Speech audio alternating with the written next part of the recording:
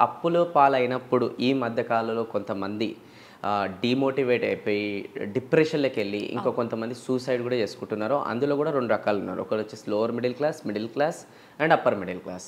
ఇంకా కొంచెం సెలబ్రిటీ స్టైల్‌లో గూడా తీసుకున్నట్టయితే పాపం వాళ్ళకి గూడా షేర్ చేసుకోవడానికి ఎవరు ఉండరు కాబట్టి ఓకే. వాళ్ళు గూడా ఈ అప్పుల పాలైపోయి డిప్రెషన్‌లోకెళ్ళిపోయి చెప్పుకుంటే మా పేరు ఎక్కడ చెడిపోతదని గూడా డిప్రెషన్‌లోకెళ్ళిపోయి సూసైడ్ చేసుకున్నారు. అలాంటి కేసెస్ కూడా మార్కెట్‌లో ఎక్కువున్నాయి. సో, మరి సూసైడ్, డిప్రెషన్ ఇదే సొల్యూషనా? కాదు గదా! చాలా సొల్యూషన్స్ ఉన్నాయి.